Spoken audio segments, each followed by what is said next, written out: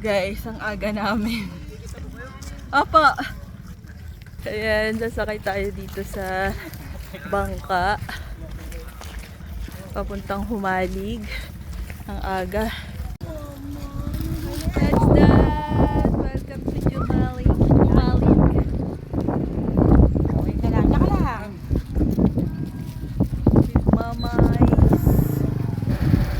Welcome to Humalig Island! So guys, beachfront pala yung nakuha naming resort. And then sa dulo ng video na to, ipapakita ko sa inyo ang aming resort na nakuha. Sobrang enjoy muna natin itong napakalinaw at napakagandang golden sand nila.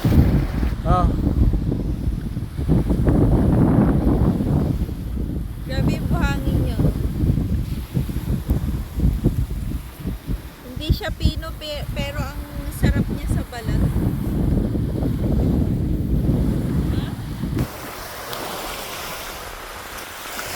So mga kabsat, ito yung ating beach resort. Actually guys, beachfront talaga tong nakuha natin.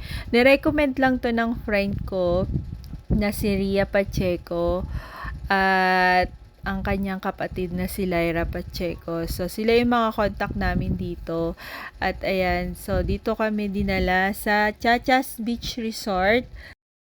And guys, meron nga palang entrance fee itong Chachas Beach Resort na 100 pesos each.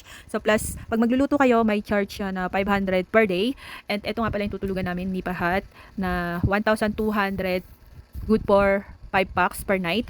So ayan, and pagdating nyo sa port, may babayaran kayong 170 pesos each. And then pag magpapahatid naman kayo sa kulong-kulong or tricycle na tinatawag nila, papunta sa inyong resort is kada biyahe 400 pesos. Plus, kung mag-a-avail kayo ng day tour, merong bayad na 800 ang isa na habal-habal plus 250 each na entrance fee para sa mga tourist spot na pupuntahan nyo. And guys, 500 pesos nga pala ang pamasahe from Real Quezon to Humalig. So balikan 1,000 pesos. So yun lang guys. Thank you for watching. Bye! Hello mga Kabsit Jackie! What's up? So day 2 tayo dito sa Humalig Island. At ayan nga, so habang nagtatampisaw tayo dito sa napakaganda at napakalinaw nilang beach. So guys, dahil nandito rin lang kami sa area ng Salibungot Beach, so beachfront ng aming resort, so nilakad na lang namin to. At guys, isa to sa mga tourist spot na pupuntahan nyo kapag kayo ay mag-a-avail ng day tour dito sa Humalig Island, ang Salibungot Beach. So, ayan, napakaganda. More on ganyan lang siya, guys.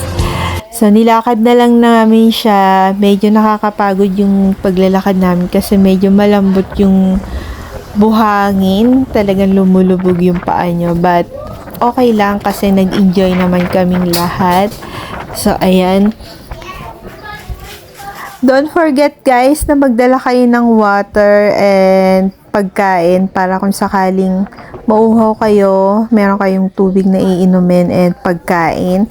So, pwede kayong sumilong lang dito sa sa mga puno na nandito sa gilid ng Salibungot Beach.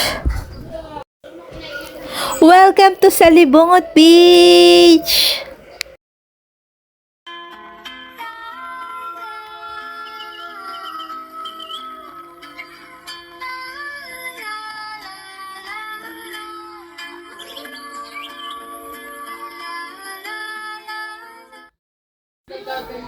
And guys, dito nga pala matatagpuan sa Salibungot Beach yung nakalagay na We Love Humalig Island. So yun lang guys. Thank you for watching. Don't forget to follow my page, like and share.